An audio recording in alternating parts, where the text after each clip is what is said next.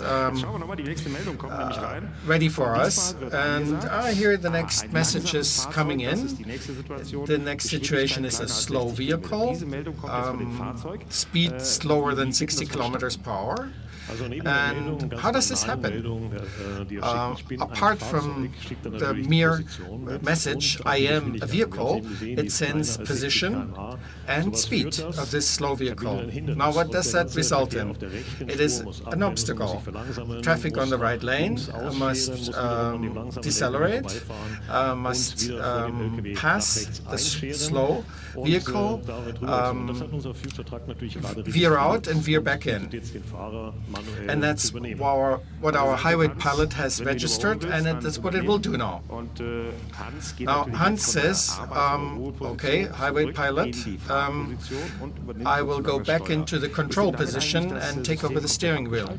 Is the highway pilot completely turned off in that event? No. It is just a short overtaking process, and the driver can reactivate the system within no time, and highway pilot will take over control again, and no matter whether he steps on the brake, accelerates, so the driver can always override the highway pilot system, which is important. Yes, the driver can override the system at any time, as it is with all of the other assistance system, just like the cruise control in your passenger car. The highway pilot just takes over monotonous, stressful operations and maneuvers in the car, and helps him to do his job in a relaxed way. That is what makes truck driving hard, the pressure and the monotony. How do we manage that only messages arrive at the highway pilot that I will really need? For example, a 500-kilometer away jam doesn't interest me. The range of these messages only comprise a distance of 500 meters. Vehicles inform each other about their position, but it is important that these messages are protected against abuse, that they are certified, and that they will use in adverse weather conditions. What about the communication between the truck and my vehicle and the environment? Our vehicle communicates in such a way that the driver doesn't even notice it. Well, but what does it look like?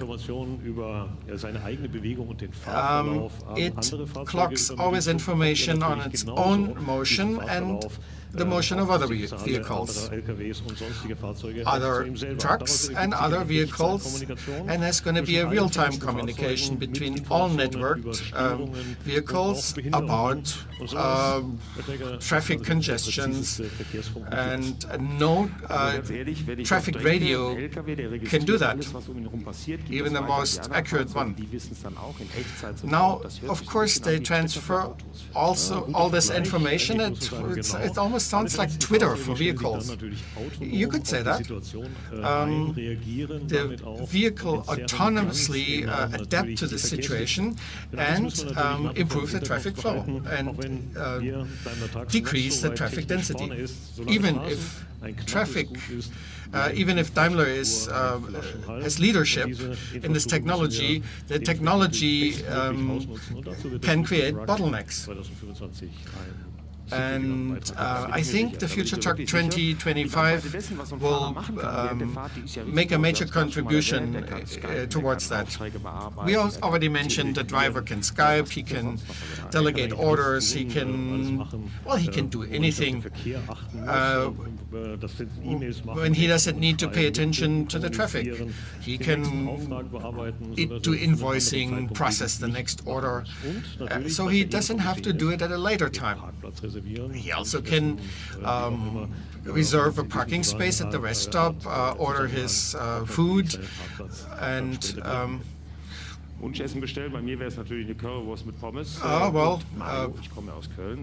my favorite food would be a currywurst. Will the information also provide information on the best restaurant? Usually drivers, since they're on the road for quite a while, know where the best restaurants are, and if not, the colleagues will tell them. But through the internet, they could download the menu, order the food, and also reserve a shower. They're usually all crowded. I just saw that our driver just ordered a large hot dog. Now let's see what the new message is. It's a new order. It's a tour to Salzburg. Scheduling is sent a message that the driver has to pick up a cool liner, and he offers him a note to download an app. So this app is integrated in the Highway Pilot. Yes, it is. Per remote access, the driver can access to the cool liner and see if the cooling chain is observed. Temperature in a cool liner is especially important, and it must be pre-cooled. And per remote access, the driver can check that, and if the requirements are not met, and can make changes from the truck, from the cab. What other scenarios are there? We have already talked about networked services such as Fleetboard. This telematic-based internet service is the basis for the maintenance management and telediagnosis. Availability is everything for our customers. The trucks need to run, they need to be able to generate added value. Therefore, it is important that the truck is well maintained and available. If such a truck breaks down, not a Mercedes truck, it may happen, we need to have a connection to the truck and send information what spare parts need to be provided to repair the truck, and the truck can drive again.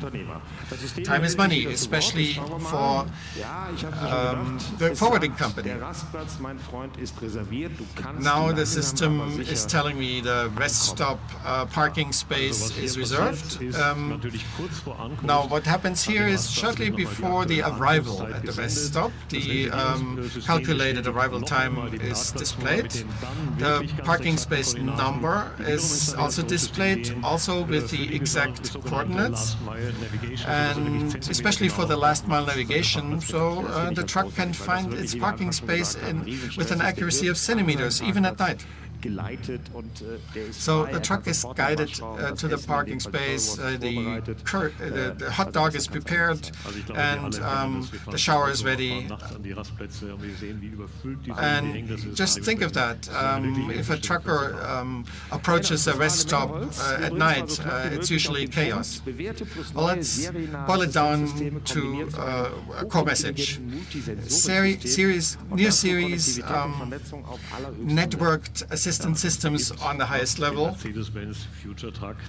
That translates into the autonomously driving future truck 2025. But that is also true for cost efficiency. Right. Autonomous driving creates a much more homogeneous traffic flow and reduces fuel consumption by minimum 5%. It also means less wear and less emissions.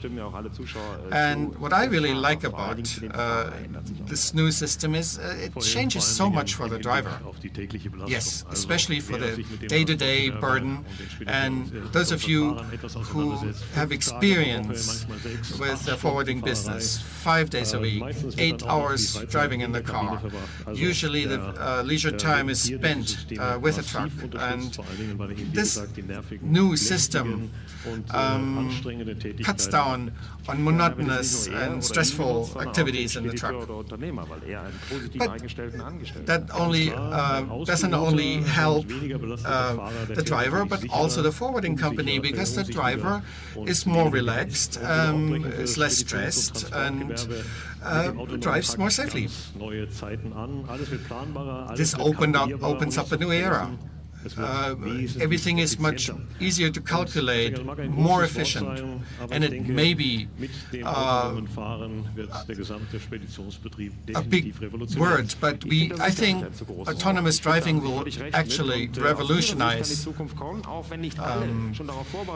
the forwarding business and truck driving. Here it is, the future in long-distance haulage, Future Truck 2025. Mr. Enners, thank you very much. It was a lot of fun, a lot of information. Head of Development, Daimler Trucks, Mr. Enners. Now, I will ask Hans, how was the autonomous driving? Really relaxing and cool. I think we can tell. Wasn't it a strange feeling to not use the accelerator and the brake and the steering wheel? Only at the beginning. You get used to this new system really quickly, and you feel safe, you feel comfortable, just like at home. So I know that there's not a rest stop here, it's still under construction, but we would like you to come here, and we will change drivers, and we made sure you get your hot dog, and everyone will be happy to see you in full size.